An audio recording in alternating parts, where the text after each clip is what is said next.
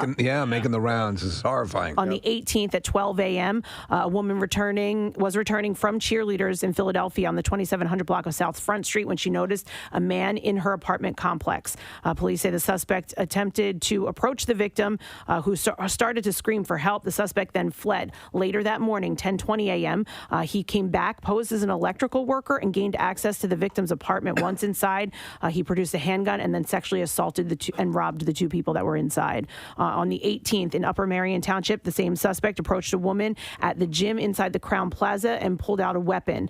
The suspect then allegedly demanded she leave with him. When she refused, police say the victim was struck in the head with a weapon. The victim was able to get away. The suspect was last seen fleeing the lobby. A guy who's prepared to do all this is prepared to kill someone. Yep. Yeah. Police say police have surveillance video of the man fitting the description of the suspect. The Dodge Charger appears to be driving has no plates. So anyone with information about this person or his whereabouts is asked to contact police. You can call 215-685-3264. In Montgomery County, Pennsylvania School District is apologizing after video captured a volunteer coach punching a player during a lacrosse game.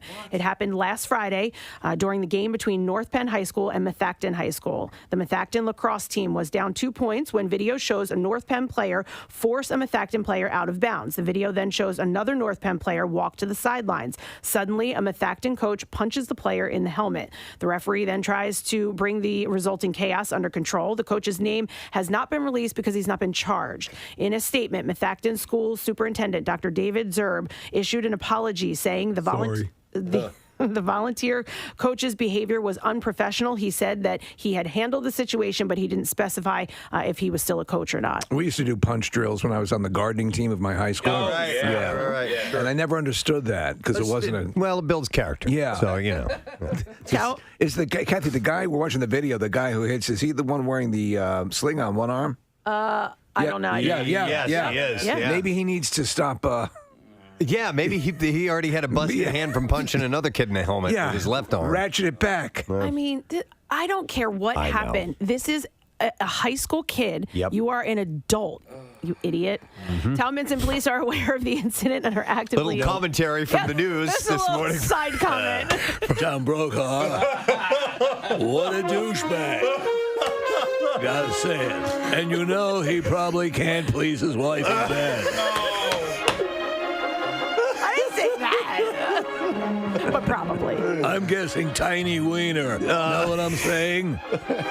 Listen, this is why radio is more fun than television, I was just going to say, this is why I didn't make it in the TV industry, because I had an opinion. Think about how many times they want to say something. They're what? We're running the footage now. Look at this jerk off. Talmadge police are aware of the incident, and they are actively investigating. No charges have been filed at this time. Delaware removed its indoor capacity limits for restaurants, retailers, and houses of worship. In addition, the first state is eliminating its social distancing requirements and removing the state mask mandate. In its place, Delawareans, visitors, and Delaware businesses should follow social distancing and masking guidance for fully vaccinated individuals issued by the CDC. Unvaccinated Delawareans should continue to wear masks to reduce the risk of contracting and spreading COVID-19. Though Governor John Carney reminds residents that businesses are free to make their own rules. He says, I hope everyone respects the decisions businesses are making. We're respecting people's privacy with respect to whether they are vaccinated or not. So businesses can make their own decision on whether or not you have to wear a mask when you enter. The Delaware Division of Public Health must also still approve plans for dance floors at venues and for events over 250 people. Philadelphia will lift its outdoor mask mandate today for vaccinated people, but will still require masks indoors regardless of vaccine status. That differs from Pennsylvania, which adopted the CDC's new mask guidance and is allowing fully vaccinated people to go maskless indoors. In sports this morning. Ball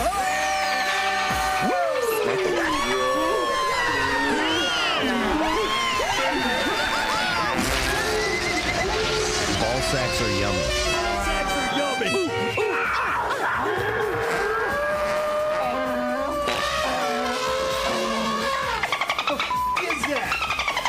Sandy Alcantara tossed 2-hit ball over 6 innings, and Garrett Cooper hit a home run to lead the Miami Marlins to a 6-0 win over the Phillies last night at the ballpark. What the is this? Phil's starter Vince Velasquez was a late scratch because of a numb right index finger, forcing the team into a bullpen game. The first 3 pitchers all gave up runs. They lost for the 4th time in 5 games and fell back to 500 at 22-22. This weekend, the Boston Red Sox come to town, and in tonight's game, Martin Perez will pitch for the Sox, while Aaron Nola gets the start for the Phils. Game time is at 7:05. During last night's Throwback Thursday game, another 1980s icon surprised fans by virtually singing "Take Me Out to the Ball Game." Singer and songwriter Debbie Gibson gave Phil's fans a shout out on Fanavision and sang as well, and we have a clip. All right. Hi, Phillies fans. Debbie Gibson here. Happy Throwback Thursday as we root for your eternally electric Phillies. Are you ready to join me? I said, are you ready to join me? Here we go. In 3, 2, take me out to the ball game. Take me out to the crowd. Buy me some peanuts and cracker jacks. I don't care if I never get back. So let's root for the Phillies. If they don't win, it's a shame. For it's 1, 2, 3 strikes you're out at the old ball game. Yeah. We're looking at video of her.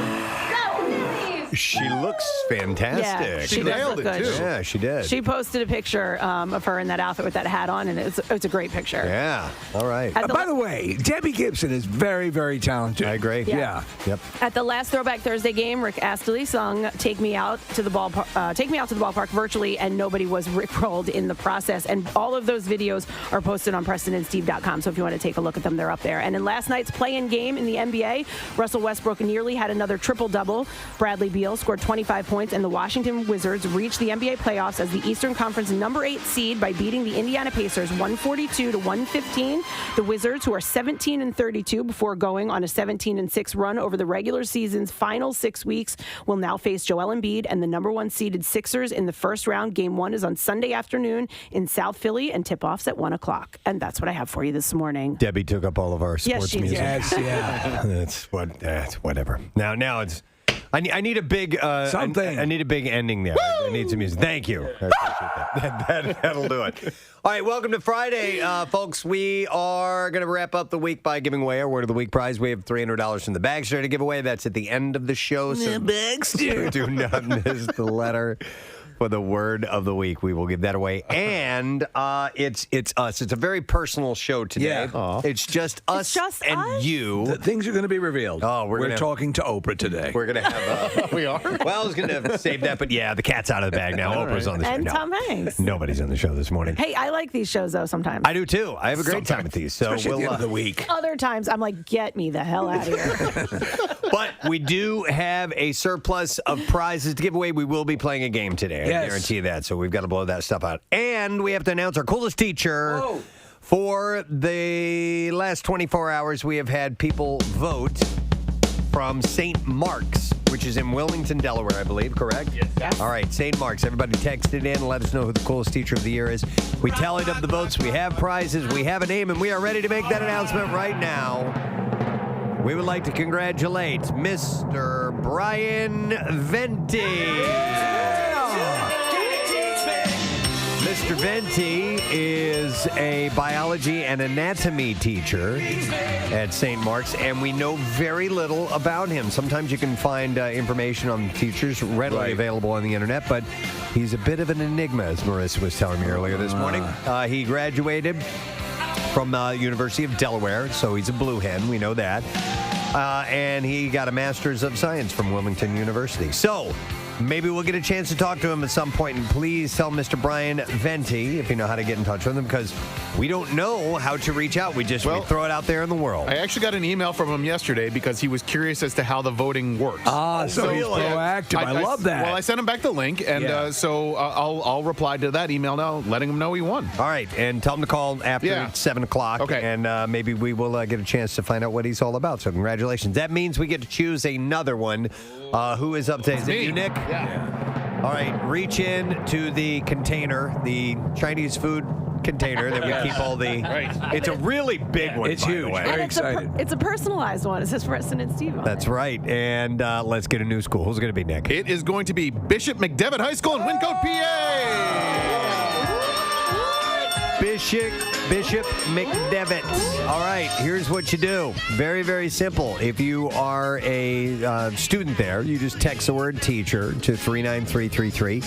We will send you the voting link, and then you take it from there. So make sure you let the staff know that the school's been chosen, and spread the word, and we give you the weekend. So we'll find out who the winner is on Monday. A lot of my friends went there. Oh, really? Yeah, some of my college friends, and then I became friends with her friends, and so, yeah, they all went there. The head coach of your Philadelphia Union went there, Jim Curtin, which is cool. And also, Steve, Frank Rizzo Jr. Frank went there. Rizzo Jr. Kidding. Wow. You're a real crumb bum. That was him at the commencement, commencement speech. Yeah. And I said you're all real crumb bums. Bishop McDevitt in Wyncote. So make sure that you text the word teacher to 39333 and we'll send you the link. All right, let's take a break. Come back in a second and we'll dive into celeb stuff and a stupid question. And we'll get this Friday moving and get right into the weekend. We'll be right back. Preston and Steve on 93.3 WMMR. Roll up your sleeves. It's time for the I Bleed for Preston and Steve blood drive. Hey gang, this year's event is Friday, June 18th. Make your donation appointment now at WMMR.com. And then cut out early on a Friday to help those in need. Choose from 2 locations, the Greater Philadelphia Expo Center in Oaks, Or the Event Center inside Live Casino and Hotel Philadelphia.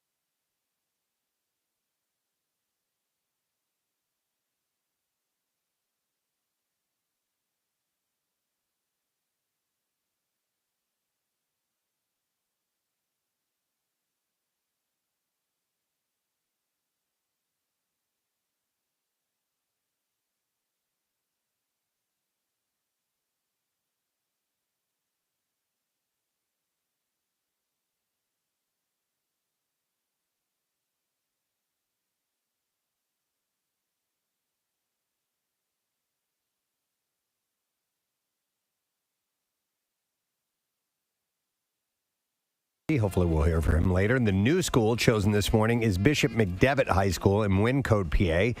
And interesting news about that. This is the last year for the school. It's closing. Is that right? Closing. Oh, wow. So I'm glad it was chosen. At least, yeah. You know. So we'll see who the students are going to vote for. It's bittersweet. Yeah, you never like to hear that. So please vote if you will. If you're a student at Bishop McDevitt. And you just text the word teacher to 39333, and we will send the voting link to you. I'm going to ask a stupid question and award a prize. Digital download of Tom and Jerry. If you can answer this question.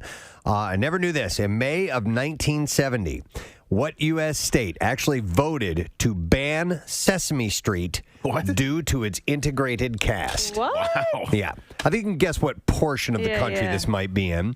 215-263 WMMR. But in May 1970, what U.S. state voted actually to ban Sesame Street due to its integrated cast? So let's see if you know the answer to that.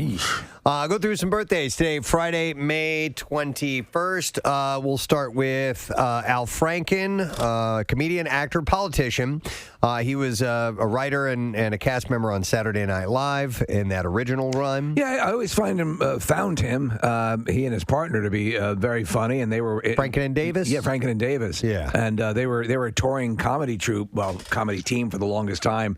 And actually, I think I've said this story before on the air. When I was doing stand-up and performing at some colleges, whoever was booking them was booking right along my trajectory. So I was always showing up at a school the week after they had played there. And Franken and Davis are in Trading Places. Yes. They're the ones that have to move the gorilla. The gorilla. Yeah. They work for the... In fact, they're responsible for like that final line of the guy in the gorilla suit who's getting sexually violated by the gorilla. And they're just saying he seems kind of weird. They're in love. Like, let them have their... It's New Year's Eve. Let them have their fun. He was also a senator from Minnesota. He's 70 years old today. Hey, it's Mr. T's birthday. Oh, my God! Mr. T... His real name is Lawrence Terode, and we were talking about him now. We were, because I told you I was watching a video of these guys assessing the great fighters and the movie star fighters of the 80s and who would probably win in a fight. And most of them said, you're talking about like Dolph Lundgren and other people, and they said Mr. T because he had won a couple of times the best bouncer in America. So he had real world fighting experience. He's the real deal. 69 years old today, Mr. T. Actor Judge Reinhold, who's Beverly Hills Cop, Fast Times at Ridgemont High. He's great. He's the one who's whacking it when Phoebe Cates walks in. You are correct. Yeah. Yep. He is 64 years old today. Ronald Isley, one half of the Isley Brothers, and they're the group that brought us Twist and Shout. That great song, and he turns 80 years old today. Did this one? Yeah, that was the Isley Brothers, right? And then another musician, Steve. Do you remember Leo Sayer? I do. Yeah. I actually was listening to one of his songs the other day. I have a disco mix. Yeah. And You Make Me Feel Like Dancing. You make me feel like dancing. I want to dance the night away. You make me feel like dancing. I want to dance the night away. I love that song. He also had a couple of ballads, When I Need You and More Than I Can Say. He always wore like bib overalls. And he had a big bushy hairdo. Fro. Yeah, he's 73 today. Stan Lynch, former drummer of Tom Petty and the Heartbreakers. Yes. I've always liked him as drummer. He did pretty much straight ahead stuff, but he always had a great sound to him. That was just a great band. My wife had a massive crush on him. On Stan Lynch? Oh, my God, yeah. No kidding. He was the heartthrob of the band. He is 66 today. Nick Cassavetes, the director and screenwriter. Yes. Brought us things like The Notebook. His dad was John Cassavetes, one of the influential, great independent film directors and very influential. Oh, really? John Cassavetes was the husband in Rosemary's Baby. Okay. The Notebook, I mentioned John Q, Alpha Dog, a few things. He's 62 today. And then the last birthday I saw is Fairuza Balk. American History X, The Craft, The Waterboy, Almost Famous. That's pretty much what I know. She's really good. If you get in The Waterboy, oh, man, she's really good. Yeah. As this sociopathic but loyal girlfriend. And she has a line in Almost Famous where she, in my mind, exemplifies how you can feel about a band and how you can feel about music. She just talks about this one piece of music that means so much to you, and she just delivers it really, really well. You know what? Right before that line, I love, she's talking about like the new groupies that have come along. Yeah. She goes, and they eat all the steak. Like she's talking about all the things they're doing wrong, and they eat all the steak. The new Band-Aids that show up. Yeah. I love that movie. Yeah. That's a great movie. She is 47 today. I have, never mind. Go ahead. I bought a shirt that I'll wear next week. That Is Fairuza Balk on it? That has to do with Almost Famous. Oh, cool. Anyway. All right. Let's see if we can get an answer to the stupid question. In May of 1970, what U.S. state voted to ban Sesame Street due to its integrated cast? 215-263-WMMR is the number. And I will go to Alyssa and see if she knows the answer. Alyssa, good morning. Good morning. All right, Alyssa, what state voted to ban Sesame Street? Mississippi. You're correct. Yeah. Hang on the line, Alyssa. I read up a little bit about it, and there was there was a board of education that had to do with the educational television programs. I guess it came in through public television. Yes, it was a public television show. Yeah. Channel 13 in New York it was on. And because there were black and Latino and white people together on the show, they thought that it was not appropriate for kids. Can you believe that? Nuts. Alyssa, we are going to set you up with a digital download of Tom and Jerry. Everyone's favorite cat and mouse team brings their rivalry into our world. Tom and Jerry star with Chloe Grace Moretz, Michael Pena, and Kim Jong. It's available now on digital and Blu-ray. We'll start with some good news. Leah Remini is going to college. She shared a photo of her acceptance letter to New York University on Instagram yesterday. And a lengthy caption, the actress wrote, "I'm so excited, in tears, and wanted to share this with you guys. For someone like me, a person who desperately wanted a higher education and options in my life, coming from a cult and a family who didn't value an education, this is a very big day for me," she said. Any idea as to what her field of study might be? Is it just a kind of a liberal arts education? Well, you know what? Is it auto repair? She's been selected for the liberal arts program. Okay. And so I'm not sure what she's going to do with it. She said, this didn't come easy. This is one of the last chunks of my life that I'm taking back from myself from Scientology. It took a lot for me to take this step for fear that I was not smart enough, not worthy enough, not able to do the work that will be required, my age. I did it anyway with a lot of encouragement from a very special person in my life. I'd like to send her a word of encouragement. I graduated college. You'll be fine. Yeah, you'll be able to do it. Absolutely. All right, speaking of Scientology, Danny Masterson, he was deep into that. In fact, Leah Remini has been responsible in helping get the word out about him. Yeah, his ex-girlfriend has testified in court. This was on Wednesday, that she was 5 years into a 6-year relationship with the actor when she awoke to find him raping her in the house that they had shared. Oh, boy. What? According to testimony, there's an interesting little detail in this. According to testimony transcribed by Page 6, the ex, identified in court as Christine B., hoped to end the 2001 assault by preying on his vanity. She said he has these rules. No touch hair rule, no touch face rule. He had this thing about his hair. So I knew if I pulled it really, really hard, he would get off of me. But what he did was he hit me. Wow. So she tried to use that as a defense because she knew he was sensitive about it. She was the second of three accusers testified at the preliminary hearing to determine whether there's enough evidence to order Masterson to stand trial on 3 counts of rape. So obviously, everyone is due their day in court. He's getting his day in court. Yeah. But when you have a number of people who sort of repeat the same, or at least what they're recounting is similar, like with Cosby, you had so many instances of the same sort of modus operandi. It's very troubling. On Tuesday, Jen B. testified that Masterson drugged, raped, and threatened her at gunpoint. He's pleaded not guilty to all charges. But like you said, Steve, he'll get his day, and we'll hear about that. Yeah. Sebastian Stan is relieved that the images of his transformation into Tommy Lee have finally been released. He looks good. He looks great. He looks good, man. And she looks good. Jennifer Lilly. Yeah, she does. She looks fantastic. The Falcon and the Winter Soldier star recently told Variety that it was freeing He said, because I was walking around in these hoodies and hats, just paranoid of being seen. I was like, God, I hope they're going to finally release something so you know what we look like so we can go on with our lives. And he's a guy who carries a fair amount of muscle, as you remember in Falcon and the Winter Soldier, and also in the movies prior to that. But he got leaned up. He got properly Tommy Lee leaned up for this. According to the magazine, the viral photo of him as Lee and Lily James as Pamela Anderson was actually taken during their screen test. After Stan sent the original photo of the couple to director Craig Gillespie. So I'm interested to see how that turns out, that project. And we'll stay in the Marvel Universe for just a moment. Chris Evans, Captain America, celebrated National Rescue Dog Day by posting a touching tribute to his pup on Thursday. He wrote in an Instagram caption, "This is the moment I met Dodger. I was filming a movie in Savannah, and the scene took place at a shelter. I had no intention of rescuing a dog that day, but the minute I saw him, I knew he was coming home with me. There are so many loving animals at shelters who are in desperate need of a home. Visit a shelter and leave with the best friend." So he adopted Dodger in 2017 while he was filming the movie Gifted with Jenny Slate. Now, I remember that scene because he was going to get a cat, and so they must have just been shooting there. And sure enough, he saw a dog that he fell in love with and took him home. So that's cool. They do that to you. The old adage is they select you, and that's very true sometimes. You know, what's funny is my son Carter the other day kind of was busting on me a little bit, and apparently there are memes which I didn't know about.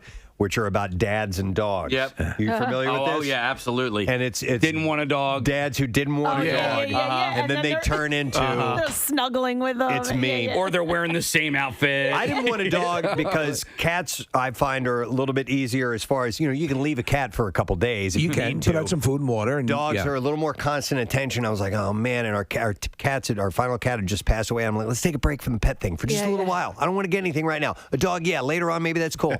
And then, like 2 months later, we had 2 dogs. I'm like, oh my God. You love them to death. Oh my God. There's more. I've seen more footage of you with them on the beach than. Seriously. But it's like you watch Modern Family with. Yes, but I haven't seen all of it. But there's a dog that comes in, and Ed O'Neill, who's reticent now, is doing creates a dog bed company, and he's totally immersed. And whenever Sofia Vergara thinks that he's talking to her these words of love, he's actually talking to the dog. But I get it. That's what happens. Yep. Come here, puppy. That's me all the time. I love you so much.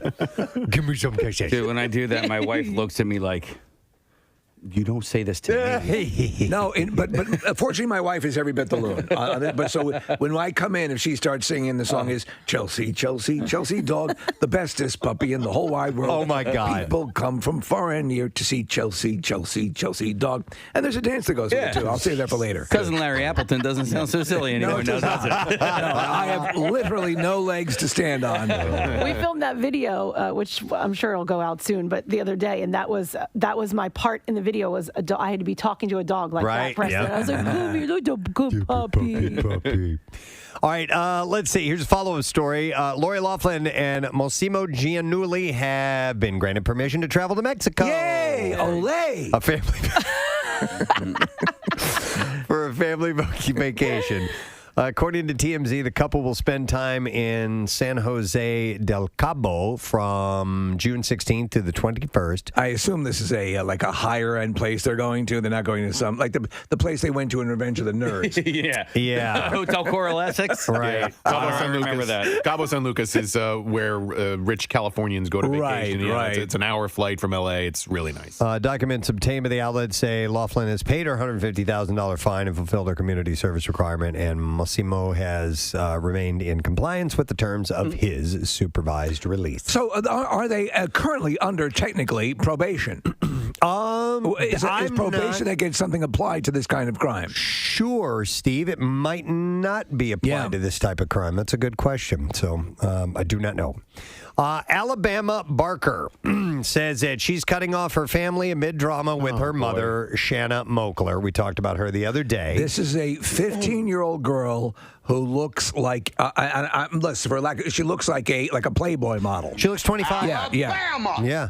The 15-year-old called her out as an absentee mom on Instagram, and the 46-year-old responded saying that it was ridiculous. Ridiculous. Alabama hit up TikTok to share a video of herself lip-syncing Barking by Rams.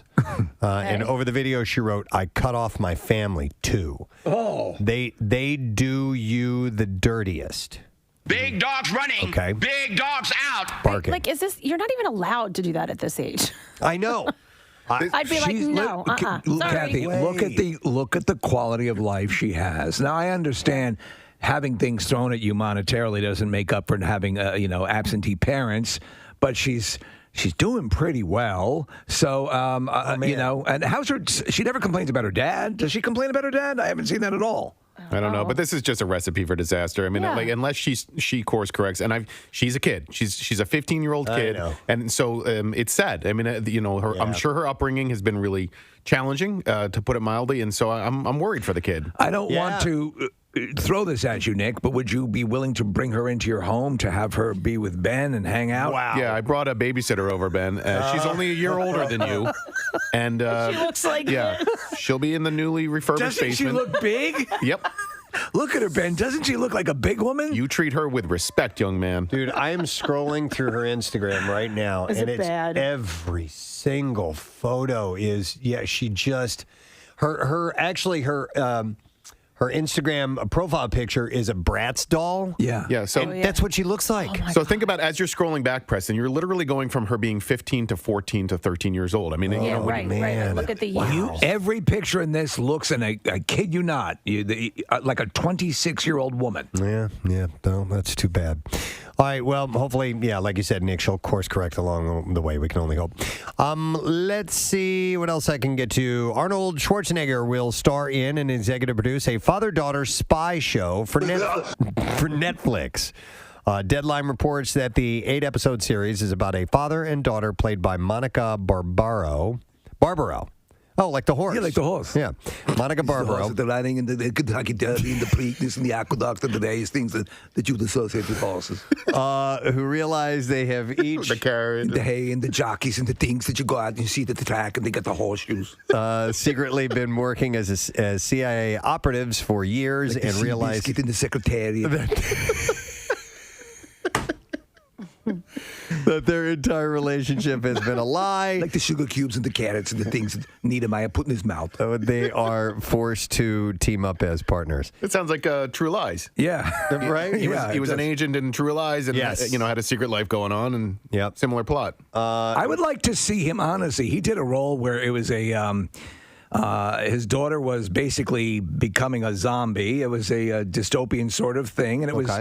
and he was very good in that. He was a concerned dad. Do you remember this movie at all, Casey? It's kind of an independent film, but it was he was good. And also that one where he was the older sheriff in the town. It was sort of like a rip on High Noon. That I remember. Yeah, I didn't see it. He is a pretty good actor. Okay. Yeah. All right, so Sarah Ramirez will be helping to fill the void left by Kim Cattrall on HBO Max's forthcoming Sex and City sequel series titled And Just Like That. The Grey's Anatomy alum will play Che Diaz, a non-binary queer stand-up comedian that hosts a podcast on which Carrie is featured. So she will be a part of that. And then I had another casting story about that. Yeah, so Chris Noth, John Corbett, and David Eisenberg are all signed on to reprise their roles in the Sex and the City reboot. Wow. I mean, the brief period where I had interest in that, it was fun for a while. What was happening was that Sex and the City was driving a lot of the pop culture chat. Yes. So I paid attention. Right. But, I mean, to even the most ardent Sex and the City fans, is this a big thing? I don't know. Yeah. I really don't know. It wasn't, I knew about it because of all the pop culture talk, but I never really watched any of it, and I'm not sure, I don't have my finger on the pulse of the anticipation of this thing. I don't know, man. Like, there's 5 Avatar sequels coming out, so there's an audience for everybody at this point, and people just like reliving nostalgia. Why don't they put the cast of Sex and the City on Pandora? Oh my God, those rocks are floating. Viewers will see like splooge. Big Aiden Jaden and Steve in the series, and just like that. So they. I'd like to see that Kim Cattrall take on like a Navi soldier. We had Steve in studio, that the guy that you just mentioned, Preston. He was Miranda's boyfriend, and we had him in for something, and I don't remember what it was. But what's his actual name? You listed Chris Noth, John Corbett, and then the other guy, and the other guy was Steve. The other guy's David Eisenberg. Yeah, we had him in studio for some NBC show. Really? Yeah, and he was talking about, and I'm the only one apparently that remembers it. Okay, all right. How about this? Oh no, I do remember this. Yeah. Wait, were we looking? I remember this guy, and he was in the studio. Yeah. I don't remember him. I have a terrible memory. All right, so YouTube personality turnboxer Jake Paul has a deal for his next match to be distributed by Showtime Sports. Well, that's a big step up. It is. His advisor, Nikisa Badarian, told ESPN yesterday that Paul's team and Showtime are in advanced talks about a potential opponent and a date and location for the bout. Paul had previously been associated with Thriller Fight Club, which he has a 3-0 record, but he has yet to compete against an opponent who has had any previous pro boxing experience. This is Thriller Fight Club. Thriller Fight Club. So, yeah, dude, Showtime, that's the real deal. Yeah. What if he's actually wealthy right now. He was wealthy before he stepped into the ring. But what if this is what if he actually gets good enough and competitive enough? I mean, if he were to really face off against a top-level boxer, he'd be minced up. Possibly. Yeah. I personally have never seen him fight, but I'm just guessing that is correct, Steve. But if he turns out to be a legit fighter and good at it, I mean, Conor McGregor last year, or is, I think, currently the wealthiest, or was paid the most. He made the most last year of any athlete. Any athlete. So if you can really top it off in the fighting world, you can make bank, man. He needs to get with Damon Feldman if he really wants to get up to the pillow fighting league. Why isn't there a Logan Paul Jake Paul fight? Right. Why are brother they not fighting each brother? other? Like Do they both Civil fight? War. Yeah. They both fight? Yeah. One of them's fighting Floyd Mayweather. The other one just beat up some Floyd the Barber. hack MMA guy. The Barber. From Andy Griffith? Yeah, that hurts. Stop hitting me. Hey. All right, the Hocus Pocus sequel will air on Disney Plus May 2022. They're going to do Hocus Pocus 2. More Sarah Jessica Parker. Yeah, you're right. Another one coming up with another story with her in it. All three stars of the 1993 film, Bette Midler, Sarah Jessica Parker, and Kathy Najimy, will reprise their roles as the Sanderson sisters. This movie has achieved a coveted status in Halloween films. It was never completely my film to go to. Nah, me I either. enjoy it, but again, this is cult level now. Yeah, are they? I'm sorry, I've never watched it. Are they bad guys or good guys? They are bad-ish because they're coming back to fulfill a curse, and so they have to be foiled. But they're very likable. Okay. So in Hocus Pocus 2, 3 young women accidentally bring the Sanderson sisters back to modern-day Salem and must figure out how to stop the child-hungry witches from wreaking a new kind of havoc on the world. Production is set to begin this fall. But you're right, Steve. That's become a go-to for Halloween viewing. And I think actually Sarah Jessica Parker has never looked better in a movie. She's hot in this. There's something. I agree. There's something gothy hot about This in L.A. Story was when she looked her hottest. Oh, yeah. I'll go along with that, too.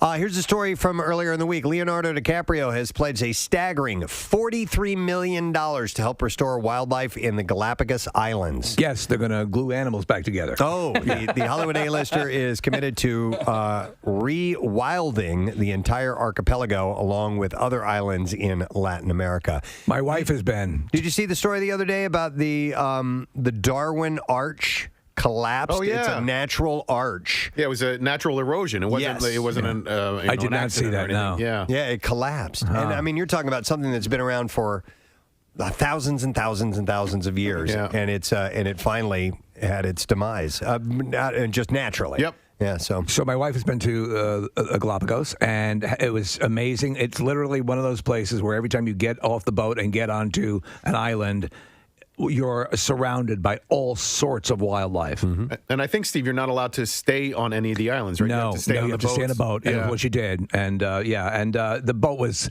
okay, but it was the actual small, right? Yeah, they're smaller boats, and so you go with sort of like Kelly here from the station went with her as well, and they had a great time. I mean, the pictures. I mean, just any pedestrian sort of picture that you take there is going to look like a Nat Geo shot. Yeah, it's one of the more unique places in the world. So here's a picture we have that used to have a top on it, the Darwin Arch, and so now it's like the Darwin Towers. I'd seen somebody had written it as that. So so the initiative is in partnership with Rewild, the organization founded by the actor along with a group of renowned conservation scientists. The Galapagos National Park Directorate, Island Conservation, and local community. So he dropped $43 million of his own money. That's good. That's walking the walk. That's something that will get tangible results. Yep.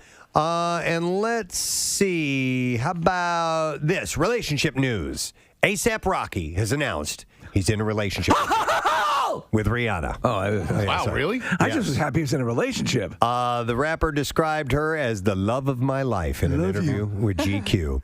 Rumors over whether the stars were dating began as early as 2013 when the rapper supported Rihanna on her Diamonds World Tour. And he said, I think when you know, she's the one. Is she not closing in on billionaire status? Ooh, I don't know. Because she has her own line, her own fashion line, that is incredibly popular. Okay. I know she was dating Leo for a little while. She was dating DiCaprio. And, really? Yeah. It was a fling. And Burt Young. And Burt Young. No, which was, that was a rebound. Paulie? Yeah. From the Rocky movies? He's still alive, right? Yeah. He is. I just said he was dead. He is. He was also Lou in Back to School, if you remember. That's right. That's right. And he landed Rihanna. You listen, never know. Yeah. Stranger things have happened. So the pair were both featured in the A$AP Rocky 2013 video for Fashion Killa. Since becoming an official item, they have been trying to avoid being photographed together by the paparazzi. You laughing at a picture of Burt Young? Yeah, and that's cool that he landed Rihanna. So what, you were single or something? Yeah. Oh, my God, he doesn't know. I love him. You're like a little troll doll. Let me comb your hair straight up. You want I should get you a drink? Since becoming an official item, they have been trying to avoid being photographed together by the paparazzi. This is A$AP Rocky and Rihanna, not Burt Young and Rihanna. The rapper said his partner has absolutely influenced his new album, which will feature Morrissey on, which is kind of interesting. So, and let me see. I think I want to make sure I don't leave anything dangling. You got to wrap it all up as we head into the weekend. Oh yeah. The 8th and I guess final season of Brooklyn Nine-Nine will premiere right after the end of the Summer Olympic Games. That's right. I love this show. I know you have as well, Case, for all the years. Yeah. It's super. You know how shows sometimes are densely written, Preston, where there's just stuff coming right and left, and the jokes are great. That ensemble cast, and you'll get more jokes in a commercial half hour on Brooklyn Nine-Nine. Nice. It's hilarious. Adding to a promo, the 10-episode final season will make its debut August 12th on NBC, and they will wrap it up. All right, we're ready to hit the clips. No, not movies? Movies. Ready to hit the movies. Sorry.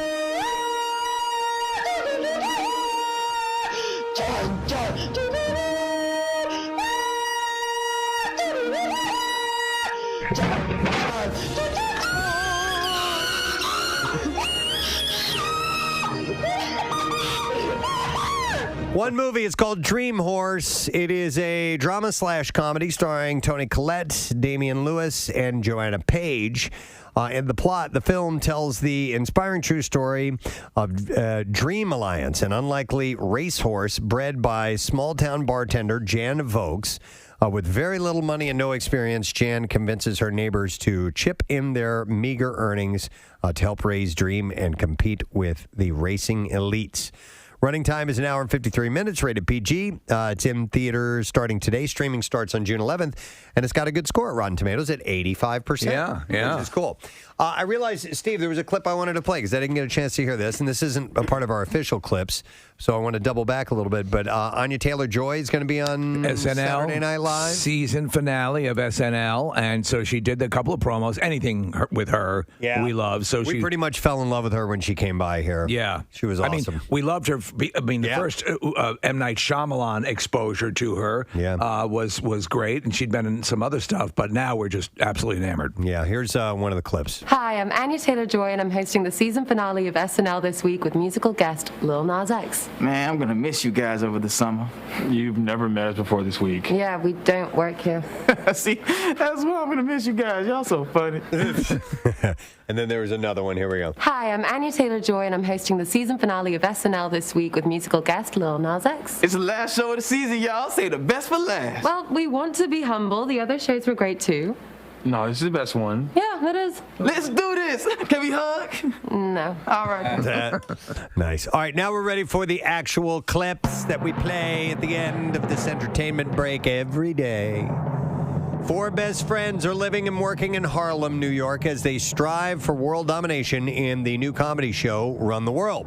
In this clip, executive producer Yvette Lee Bowser talks about her guidance role. That really is the job. You know what I'm saying? It's like to take someone else's work and then figure out how you can enhance or amplify that. And a big part of that is guidance through the rewriting process, the polishing of the scripts, and then the most essential, I will say, the casting. If you don't get that right, then you're sitting at home reading your brilliant script in your robe, and that's not what we want.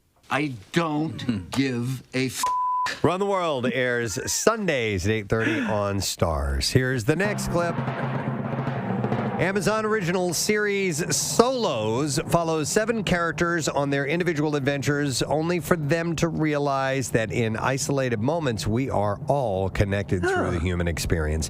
In this clip, creator David Wheel discusses his hope for these episodes. Solos really became a treatise and an exploration on how to reconnect, on how to rediscover your humanity. And, you know, my greatest hope is that each of these episodes allows an audience to reflect on their own lives, to look inward, and to think about who we are as human beings and who we want to be. Translation, boring. A bunch of people in this. Morgan Freeman, Helen Mirren, Anne Hathaway, Anthony Mackie, so Constance Wu. Yeah, it's a star-studded cast. Solos begin streaming on Amazon Prime Video this Sunday. And that's the report for today, friends. We're going to break. We're going to come back in just a moment, so make sure you stay with us. It is indeed a Friday. We're wrapping up the week in fine form. Stay put. We'll be right back.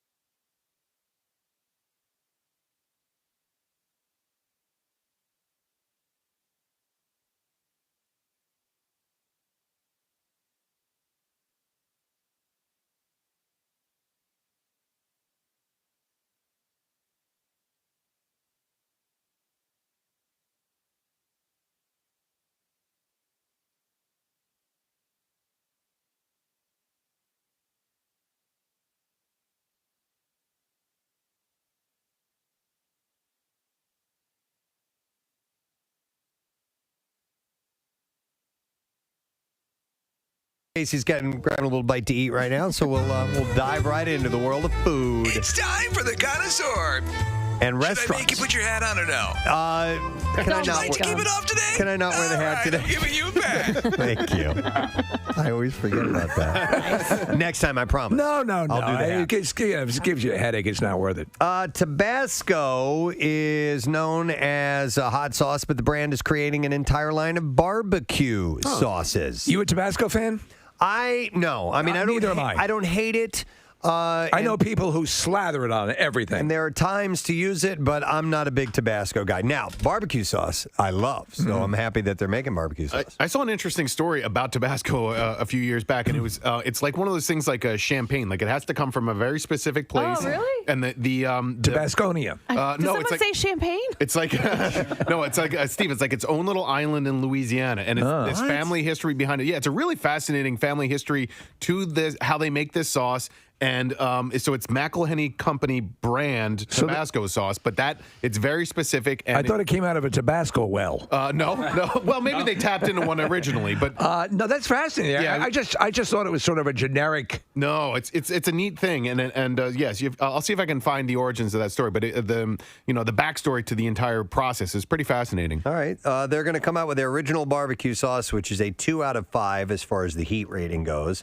Because these various flavors have different heat levels. The jalapeno mesquite barbecue sauce, which is 1 out of 5 for heat. Honey barbecue sauce, 1 out of 5 for heat. And the habanero jerk barbecue sauce, 3 out of 5 of the heat. Habanero jerk off. Excuse me. Jerk sauce. Do you? I see my issue with a lot of these things, and I used to use salt on everything, and now I never use salt. Mm-hmm. And guess what? You find out that the food has taste. Yep. That's really good. And a lot of times these things, to me, you're actually eating this, and you're just putting it on something. You know what I'm saying? And a lot of times it masks the flavor. Now, like A1 steak sauce can be nice now and then. But a lot of this stuff, to me, just overrides the taste of what you're eating instead of accentuates it. Right. Yeah, that can be that way for sure. The sauces are available now at Walmart if you want to try those out. Walmart, that's where I get all my stuff. Yeah. All right, let's see what else we got here. Welcome to the connoisseur. I'm eventually going to circle around to some restaurant stuff, but right now I'm going to mention this. A man named David Garcia has actually figured out a way to bake pizza on a river of lava. Oh, yeah. At Pacaya Volcano in Guatemala. I saw him, pictures of him doing it. Like he has a super heat-resistant pan, right? Yeah, so Garcia's pizzas are sheet pan pizzas, so the dough has no direct contact with the lava. After stretching and topping the dough, he places the pan on the molten rock. Not only does he have to keep an eye on the pizza to make sure it's not burning, he also has to make sure that it doesn't drift away because the lava's moving. He said, it was difficult for me to learn the technique here so the pizza doesn't get burned. And it is also a risk to be on the shore because it is at a high temperature of 1,500 to 2,000 degrees. Jesus Christ. So I have to watch the wind direction so it doesn't affect me. But they say when you take a bite of it, it tastes like stupid. No, he said after his first taste of lava pizza, though, he came to the conclusion that the risk was worth the slice. Garcia was initially inspired by scientists in Iceland who cooked hot dogs right off a pile of hot lava. He said, I took the idea and I wondered what else could be cooked with the lava. So one day I prepared a pizza, took it to the volcano rocks, and in about 14 minutes it was ready. The high temps from the nearby lava gave it an exclusive taste and an amazing crunch. And I told myself this needs to continue. So he started this in 2013. By 2019, he had a little business called Pizza Pacaya, where he baked off pizza over volcanic stone and lava for tourists. So is there any idea or any presumption that this affects the taste of the pizza, or is it just that it's a sort of a gimmick? I think it's a gimmick. Yeah, but yeah, I don't think it affects the taste. I mean, you cook with like wood chips and right, but the actual I don't know. I mean, to me, it's an open air thing. But you just have an incredibly hot, like a brick oven pizza. Yeah, I understand that. Will make it taste, I think, different. Will it not? Yeah, I don't. Here's the deal. Or does it? You've been to a volcano, right? I have. And they stink. Like, yeah. To high. It stinks. Well, they do. Cook a pizza all day, man. On the volcano, it stinks. That's right, it stinks. It's got a very, very pungent sulfury smell. So I think even if you're cooking on a pan, and there's not like That's the direct heat, it's going to get in there, and it's going to. It has to affect the taste. It's going to stink? I can't believe it's going to affect the taste in a good way. It stinks. I don't know, Case. And perhaps, or maybe just the smell of it might do it. I don't know. I'm fascinated now with this sort of stuff, Preston, because I've seen a lot of ads for the backyard pizza ovens, like the portable ones. Have you seen those? Yeah. And apparently they're catching on like crazy. Yeah. Do you have any pizza capability in the backyard? Just on the grill. I've grilled pizza before. Okay, you grill pizza. Okay, that was my question. So do you use a regular like griddle? Or you can put it right on the grill. Right on the grill. Really? Yep, exactly. Huh. Yeah. So the dough will hold the integrity? Okay. Yep. Yeah, because it'll crisp pretty quickly. So as long as and it's not going to sink down into the grill. Yeah. So a low heat, obviously? Man, I haven't done it in years. Okay. I don't remember what temperature it was I'd at. like But to yes, try it. it's not going to be super hot because you have flame coming up underneath it. But you can do it. Yeah. Pull up a recipe online. It's easy to do. I might take that out for a spin. So you might be wondering about safety, though, with cooking on lava. Garcia knows the areas that are safer and away from any toxic gases that the volcano stinks. sometimes will produce. Then every day that he comes to the volcano, he's got to gauge how to cook based off the flow of the rocks and the temperature. But apparently he's got it down pat. So the gimmick is working. Yep. All right, before we do another story from the connoisseur, can I break in with our coolest teacher? I think so. I think we can do that. All right, so we're going to go Up in the morning and out to school. on to the phones, and we are going to welcome from St. Mark's, Mr. Brian Venti to the show this morning. Mr. Venti, good morning to you. Congratulations. Thank you. So Nick had told us that you were aware of the contest yesterday and that you had inquired about the voting and so on. And how did you use that information? Well, the link, I listen to the show regularly. And I was trying to tell my kids to text in to vote and everything like that, and the link wasn't working. So I was a little, no. So I texted Nick about that, or emailed Nick, and then emailed Marissa, and you guys figured out whatever the glitch was and unlocked the voting. Listen, you were well within your rights to lobby and campaign and do whatever you needed to do. It's what other teachers have done. Yes. And bribery and intimidation. Bribery, intimidation, anything, yeah. So it was test day yesterday, so I had some points to work with. Well done. Right. Well done. So you teach biology and anatomy, is that correct? Correct. Biology was a tough class, man, I thought. I always found it fascinating, though. Yeah, very much so. How into biology are the students? Do they grasp it pretty well? They're freshmen, so it really depends. I mean, it's kind of that required course they have to take. Some of it enjoy it, and with any class, if you enjoy it, it makes it much more. You learn it much easier. Now, my biology class stenched of formaldehyde so bad. That, even just walking by the classroom, you could clearly... Yes, and once again, you can clearly smell it. Does that still linger in biology classes today? Not so much anymore, especially not this year. With remote learning? We're doing like a half and half thing. So half the class is there one day, and the other half the remote, and they flip-flop that way. Okay. So it's plus with all the rules that were in place, it was kind of hard to do stuff like that. And even in general, it's kind of they enjoy it, but it's not necessarily. It's just a fun day to not learn something else. Is the way a lot of them look at it. So it depends on the year. Brian, my son's going to be a freshman next year. I remember it being a awkward time transitioning from middle school to high school. What's it like teaching ninth graders? It is, like I said, it is a transition. They go from being the big fish in middle school to all of a sudden they're not, and they don't necessarily get all the rules. And it's not that it's an intimidation type thing, but they just don't realize high school is different from middle school. It's funny because I remember throughout the whole, and it would be my experience. I used to talk about this in my act, and they'd say in elementary school, they're not going to accept this kind of behavior in junior high. And they did. And then you moved on to high school, and they did. But it is a shock when you go from that sort of thing to the different class structure. I wanted to ask you, were you always a science sort of nerd? Was this always your thing, or when did you become fascinated with it? I've always liked it. I mean, it was between anatomy and exercise science and biology is what I did in college. Right.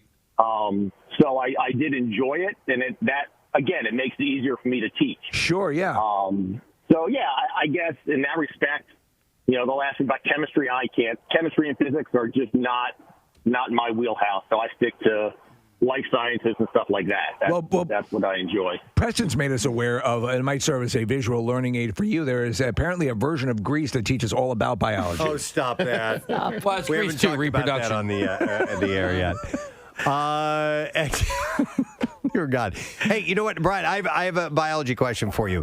When I was taking biology for the phases of of reproduction, not reproduction, maybe cell division. Yes. Cell division. And it was I prefer my ants toasted. Do they still use that one?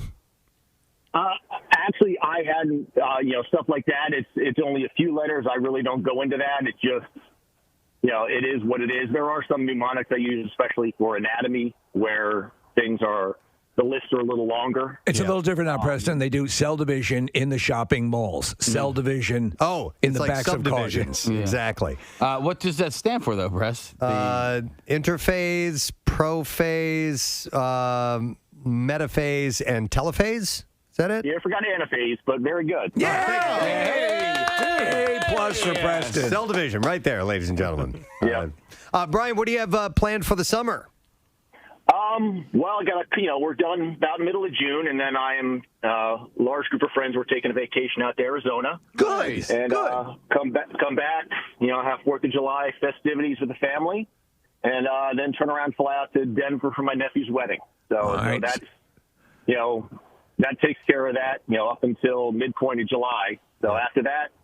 Not much planned. All right, good. Keep it that way. Yes, absolutely. Enjoy your time off. All right, well, Brian, congratulations. We have for you the Coolest Teacher of the Year coffee mug. We have a pair of barbecue tickets to sit in the Coolest Teacher section, a Coolest Teacher t-shirt to wear at the show, and a $25 gift card to Acme Markets Fresh Foods Local Flavors. All right, my man? Great. Thank you very much. Congratulations. There goes the Cool Teacher. Appreciate what you do, sir. Thank you so much. Guy. Yep. And the next school up for voting is Bishop McDevitt in Wyncote, PA. And you text the word teacher to 39333, and we will send you the voting link. All right. So back to the connoisseur. Thank you. Exactly. That's what we're going to do now. And I have a couple of stories that concern pandemic and the return after restaurants being closed for so long. As things start to get back into gear, many bars and restaurants reopening their dining rooms. While many people are happy to go back out, businesses are still grappling with the fact that they had to shut down and get some money. So it determined that there was it's financial firm company crunched some numbers and determined that pubs in the UK will have to sell about 124 pints of beer per person to recover the cost of the lockdown. It's tough work, but I think people will step up. No problem. The number is based on the amount of money the food and beverage industry lost compared to the average cost of a pint. So if you are headed out, you need to get 124 pints to bring them back around. Now, yes, I don't know. I would like 124 pints, please. I don't know over what amount of time weekend that means, but that's what you need to do. And another thing that was an interesting, Steve sent me this. No, it's okay. It's insane.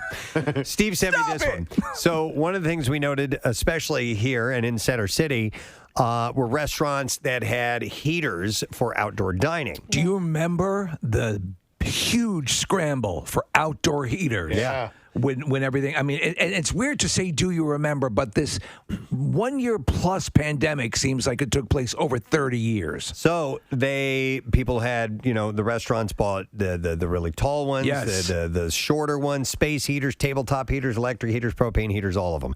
Now that things might be opening up even more, they're not sure what to do with all of them. Where to store them. Yeah. Because they're not going to get rid of them. Yeah. So, some are getting rid of them, but they don't know where to put them if they are hanging on to them. Do they have a decision to make? Are they going to keep it? Are they going to sell it? And if they're going to keep it, where are they going to put it? And what they're saying, because they have a lot of them, is it's tacitly going to be a business explosion for storage facilities. Oh, okay. Yeah. All right. I thought you were going to say it's going to be a buyer's market for heaters.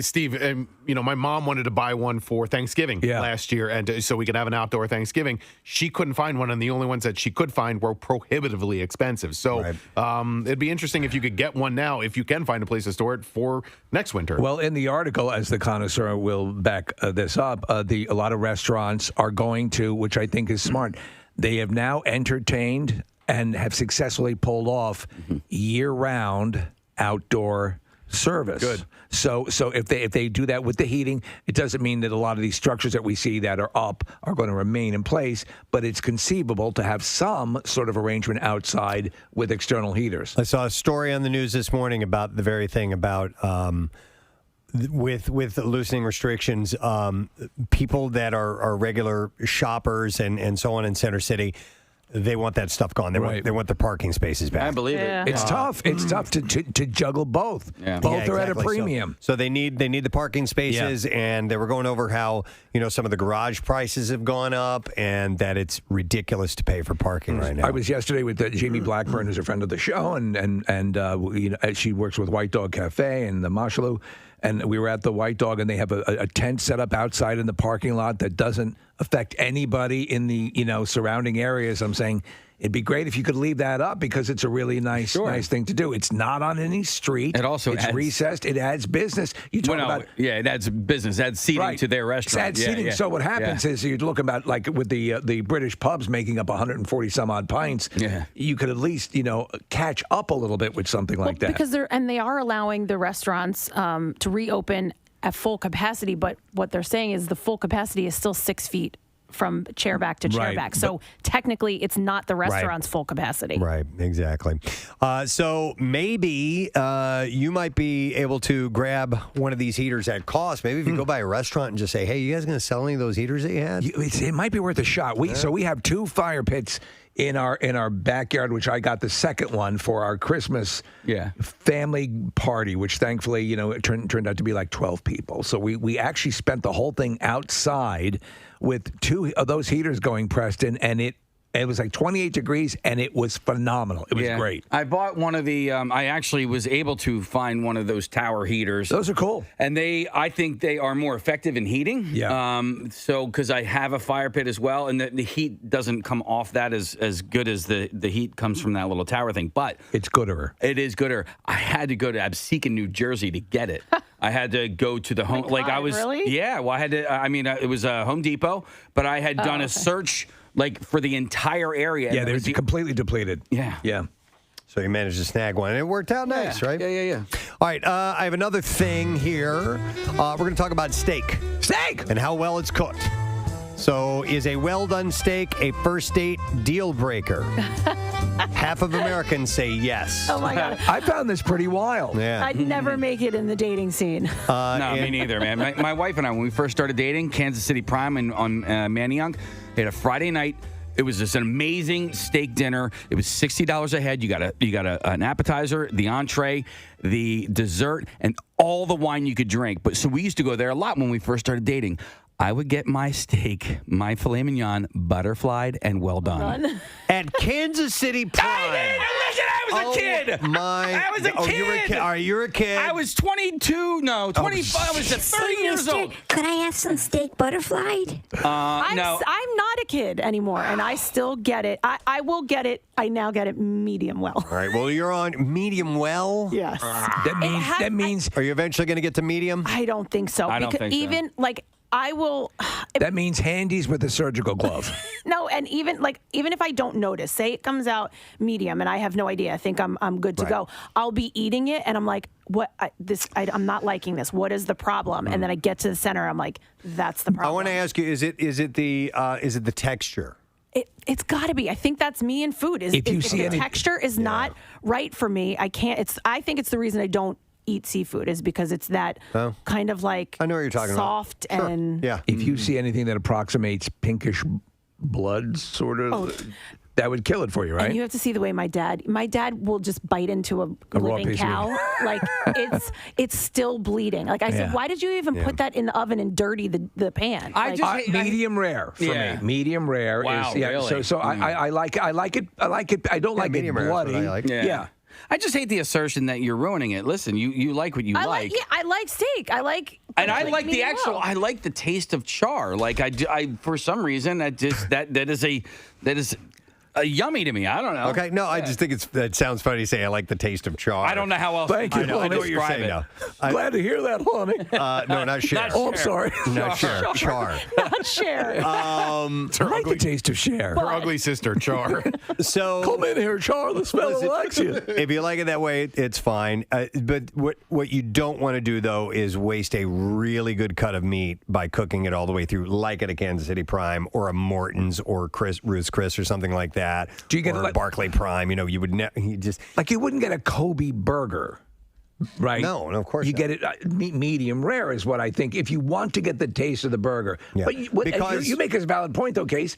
The taste you like is the taste you like. That's what I like. You're cooking away a lot of the flavor, all the drippings and stuff. That's a lot of flavor from the steak. That's what it comes. It's from the fat, and the more fatty, the more marbly, which is not real big, thick pieces of fat in a steak, the more flavor you're going to get out of it. Yeah, like blood. People who have, they say bloody. I can't do. I can't. I cook them pretty rare at home. You guys would be disgusted on the plate that I come back with. Do you have to fight the dogs for it? It's a pool of blood that the steaks are sitting in. So That's perfect for me. Yeah. Really? Yeah. Oh my God. Medium rare. Yeah, medium rare. Yeah, that's what I like. Down there, Har. Yeah. Down there. It's not blood though, right? Like it's just the juices. Like it's not actual blood. Okay, I don't think it's splooge either. And It's red. I don't know. But it's not blood. Like it's the meat juices. Is it? Okay, I hope so. In a recent survey of 2,000 respondents, 53% claimed that they would not date someone who liked their steak prepared in a different way that they did. That goes double for people in the Northeast, by the way, 59% of whom judge everyone for their steak choices, Interesting. not just potential romantic partners. Meanwhile, in the Midwest, people there were most likely to say that they'll eat whatever is put in front of them, regardless of how it's cooked. That's 62%. But they are also the least likely to leave it up to chance. In fact, 3 out of 4 Midwesterners insist on manning the grill themselves at barbecues and other friendly gatherings, as well as 7 in 10 men compared to half of all women. Let me ask you this: if you go to an outdoor barbecue, somebody else's house, and you ask for medium rare, 9 times out of 10 you will get that burger delivered back to you, well done. Yeah. No, people don't know. They just can't achieve the medium rare. Sometimes it's hard to get it right. Yeah. The survey found plenty of other ways the various regions across the country differ in terms of their meat eating habits. The Northeast appears to eat steak more frequently than everywhere else, roughly 7 times a month compared to the national average of 5. They also consume the most of it as well. So we here in the Northeast, around 16 ounces a month compared to 13 in the South, 11 in the West, and 10 in the Midwest. At the same time, Northeasterners know the least about cooking steak. 1 out of 5 say that they've never actually prepared one on their own before. On the other side of the country, West Coast residents appear to be the least judgmental about steak preferences across the board. That's likely because almost 3 times as many vegetarians live there as anywhere else in the country. I like grilling year-round. It doesn't matter to me if there's a foot of snow out back. I'll put it on the grill. But, Preston, do you cook steaks inside? And if so, how do you do it? Occasionally. You know where I started doing that was when we would order with like HelloFresh and Blue Apron and stuff. Right. Because you would get steaks, and it would say just to cook it right on a pan. Yeah. I was like, man, I've never really cooked a steak on a pan before. So what I'll do is get the pan really hot, and do it a couple of minutes on either side, and then throw the whole pan in the oven at about 450 degrees for a certain amount of time, depending on the thickness of the steak. So I'll finish it in the oven. Well, there's going to be a lot of barbecuing, I think, like over this weekend as stuff starts to get, it's just a natural inclination as the weather gets warm and people are spending time outside. But yeah, I agree. The around the year barbecue thing, is absolutely valid. And I think it's laughable that I'm the grill master at my house because I'm not like a good cook at all. But you're pretty good. Not really. I mean, stuff that you brought in for us has been good. I cooked dinner on Monday. And well, that sucked. So no, it wasn't. Can you visit everyone during visiting hours, or no? It wasn't that bad. It also was not difficult. Anyway. What'd you make? What'd you make? Spaghetti. Just bear with me. All right, it's cereal. It was a salad, but. Oh, But no, listen. Okay, all right. There were Butt salad. There were cooked ingredients on it. All right. Did you cook those ingredients? Yeah. I So, did. Kathy, the kind of meal you prepared, you could have prepared simply by driving a car into a produce section of it. No, I promise. There were like. Really? Yes. There was meat on it. And, What kind of meat? What was cooked? Actually, chicken. It was like Purdue shortcuts. No. It was chicken. You open the bag. And then I cooked barley. There was some barley on it. So you had chicken on it? Ginger on it. Yeah. Was this the baby chicks you raised? No. No. man. Timmy? No. It was Timmy. Yeah. No. So it wasn't all that complicated. But listen, guys, baby steps. It was good. Oh, well, good for you. I'm Good for happy you. for you. Preston, Absolutely. can you? I need you to go to line 2 because I have to hear about this because I have this device. All right. I will go to Dan. Hey, Dan, good morning. Good morning. What's up? This is Scab Eaters Anonymous Pub? Scab Eaters Anonymous? Yes. Welcome, sir. Please share your story. So we have a Ninja Foodie air fryer. It's like a glorified toaster oven, and it has all these different settings.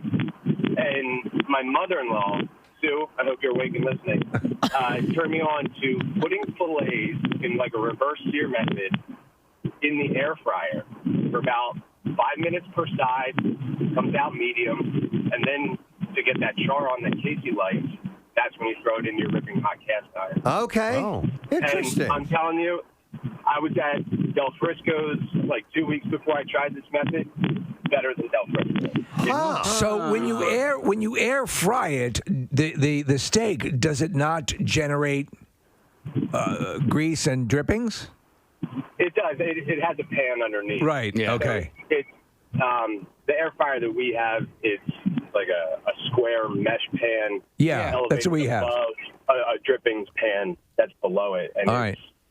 Yep. All right, interesting. Dan, thanks for the heads up. That might be a way to prepare them. There is a super Dave McGrogan was showing me like in back at one of the Harvest restaurants this super high speed steak cooking device.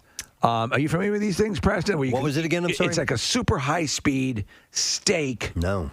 Where you can get a steak to actual normal good taste, but in 15 minutes. Like a 10 George minutes. Foreman grill. But like nuclear without compromising taste. By the way, and this is all the rage in the restaurant industry. The George Foreman grill was pretty decent. Did you ever have one? Did you ever use we had one? many. Yeah. Yeah, I think I probably have one. Yeah, I never cooked. I don't think I ever cooked steak on it, but burgers, damn good. You know what's funny about, and I'll pull back in a moment here. The George Foreman grill was a joke because, and I'll tell you why. Because it was marketed as this big, the fat runs off of it. It's gonna save you calories because the fat Right. it leans, it's angled, and the fat runs off of it. The same way on a grill, when you cook, it drips through the grill. It's the exact same thing. Yes. I mean, it's different than a frying pan. It won't sit there and wallow in its own grease, but... A joke that made him even richer. Oh, my God, yeah, and people bought it like crazy. Oh, yeah, I had them. But it was easy. It was small. It was convenient. You just plug it in and bang, So you're good to easy. go. Yeah, but I just thought that was funny, the way they marketed it. Let me go to Tim as a suggestion on steak preparation. Hey, Tim, good morning. Hey, good morning, Godzilla. Godzilla. What's up, buddy? So, I don't know if you guys have ever heard of it. It's called a sous vide. It's basically what you do is you take your steak, you season it, and you put it in a vacuum sealer. Once it's vacuum sealed, you have like a little tub of water, and you stick this it's like a little stick, and it regulates the temperature. You can cook it any doneness you want, rare, medium rare, well done even. And basically, the steak can't get any hotter or any warmer. It can't be overcooked. You can leave it in there for 45 minutes to an hour, and then you take it out, and you have a pan just ripping hot, ready to go to get that nice char, Cher's sister that Casey likes. So you're saying you're basically boiling the steak? Sort of, but it's not actually ever touching the water. It's, right. It's inside the bag, so when it comes out, it doesn't look appetizing, but it's the perfect doneness for whatever you set it for whatever temperature along the line that you set it for. And then you sear it. Okay. And then you sear it. And it comes out perfect every time. That sounds like it would work because you could get whatever level uniformly through the steak, and then you take it out and handle how the outside is going to be cooked. Right. Exactly. Interesting. All right, I've seen a number of texts come across saying that might be one to try sometime. All right, thanks. Appreciate it, Tim. All right, have a good one, guys. Sounds a little bit strange, but It also sounds like if you're making multiple steaks, it would take 14 days. yeah. All right, we want me to go to this guy who likes it like you do. Let me go to Mike. Hey, Mike. Good morning. Good morning. Hey, everybody. It's good to have you on the Bop Bop to the Bop to Bop Bop a do got Bop a da. He did it. He did it. Well done, sir. I've been working on that for a while. You got it, and you did it under pressure. Nice. What's up, Mike? Okay, Casey, you're my hero. I go to the Texas Roadhouse, and I'll get a 32-ounce bone-in ribeye steak. I will have them butterfly it, and I will order it well done, zero pink, and I will send it back as many times as it takes. They'll probably drop it on the floor or whatever, but hey. I don't do that anymore, though. That's what I did. But you loved it. Yeah, I did.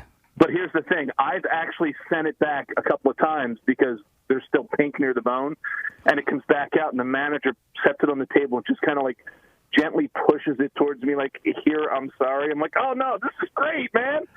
Oh, because he thinks it's burned, and that's the way you like it. But here's the thing, okay? I like tender steak. But the idea of pink and the flavor of the pink just doesn't do it for me. I hand select my steak out of their case, just like I do if I cook at home. Yeah. I find a nice fatty steak, and that fat just makes everything buttery, I'll say. All right. But the sear on the outside, it's like a little, I don't know, like a potato chip crunch when I bite into it. All right, I see what you're getting at. Mike, I have to ask this. Are you a big guy? Oh, of course. How much do you weigh? 3. 300. Okay, it makes 36 ounces, dude. 36. When I go to Texas Roadhouse, you would laugh your ass off. I get their 6-ounce petite Dallas filet. That's all that I need, and they have really good steaks there, by the way. 36 ounces. 6 ounces is an appetizer. Hey, damn, dude. Let me ask you, Mike. Have you ever entered, like, have you ever gone into a restaurant that has a you eat this steak and you get your meal for free, though, in those competitions? Like the old 96er. Right. Have you ever done anything like that? I'd probably choke and not be able to do it. Oh, all right. Because it sounds like one of your sponsors right now, Fogo. Yeah. I've been there, and it's like I go there with my buddy Jeff and Paige. They see you walking in going, oh, no.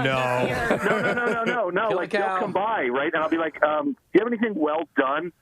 And as soon as I say that, all the guys that troll around with the meat, they come running to me because they have like the burnt crap sitting in the corner. Oh, they want to unload it. Yeah. Oh, that's funny. My plate is piled high with food. And I'm like, oh, good, we can get rid of this stuff now.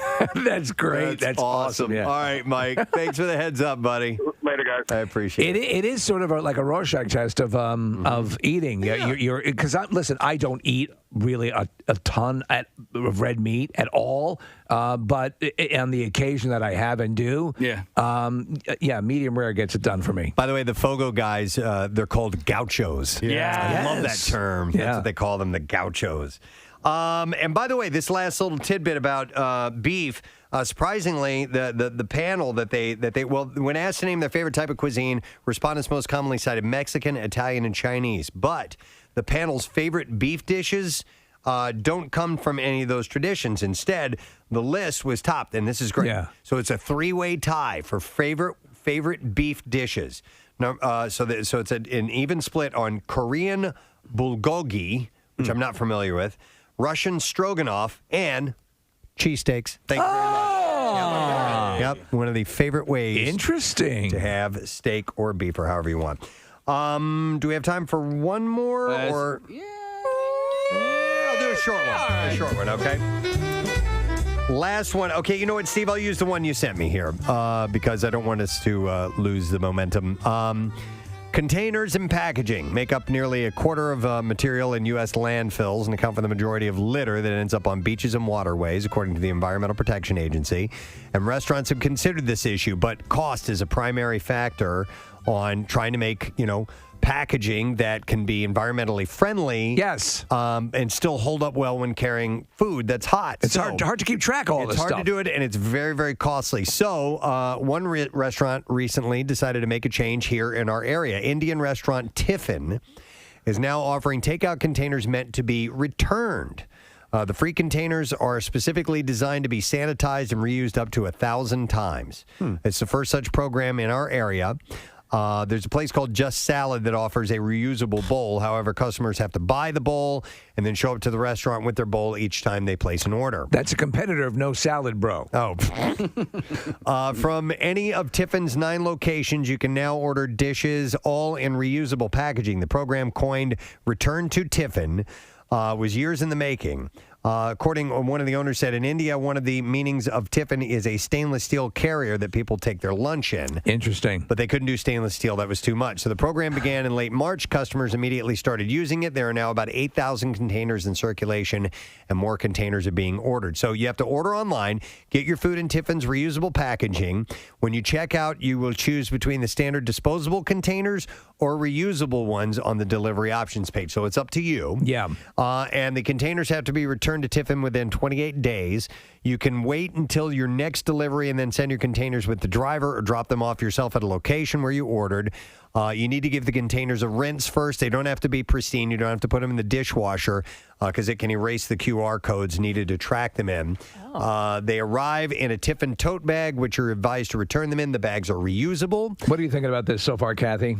Yeah, I immediately thought of, so my cousin's restaurant, Meatball U in Westchester, you can bring your own pot. I mean, it's yours. I remember it's not, that. You Yeah. bring your own pot and they'll fill it with meatballs and sauce. I like that. You take it home and have, make pasta on your own and you have dinner. After containers are returned, they're dropped into a sanitizer solution and then clean in health department approved dishwashers, set to air dry, stored for later use.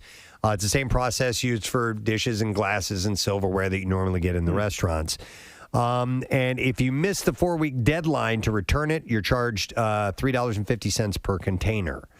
So they're made of plastic, but they're a durable enough plastic where they can use them at least 1,000 times Right. each. I think the thing that might, in my mind, is that I hate to be rocking one that's like use 993, weird towards the end of its deal. But if it's clean, it's clean. I guess it'll be clean. And they're taking care of it. And the idea that you're making sort of an effort to eliminate because I like places that are using the biodegradable takeout stuff. But then you also have to deal with the thing like with pizza boxes, for example, if there are oil stains on it or whatever. Yeah, you can't put it in the recycle bin. Yeah. And you can't so to me, that's counterproductive, Yep. Yeah, I would definitely try this. And I like Indian food, too. So I haven't had it in a while, but this looks really good. By the way, have you seen the Indian food scene in Ted Lasso?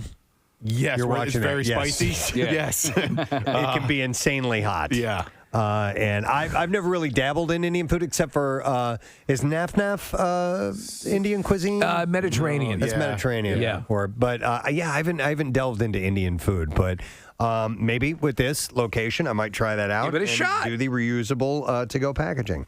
All right, and that's all I have. That's been all for the connoisseur. And we're talking about places that are local. Yes, and in fact, speaking of food, I have a $50 Acme gift card to give away and a set of coupons for free Mighty Sparks products, because Mighty Sparks is what's presenting this little thing this giveaway today. So I'll take one of them 10 at 215-263 WMMR. Mighty Sparks believes in making healthy, taste delicious, nutritious food and flavors go hand in hand. All natural, premium cuts of chicken and turkey patties. I'm down with this. With simple whole food ingredients to deliver unsurpassed flavor. Available in the fresh meat department at Acme. So let's set you up. Caller number 10 will give you that $50 gift card. Let's take a break and come back in just a moment. We have more stuff to give away. We're definitely going to get to a contest at some point.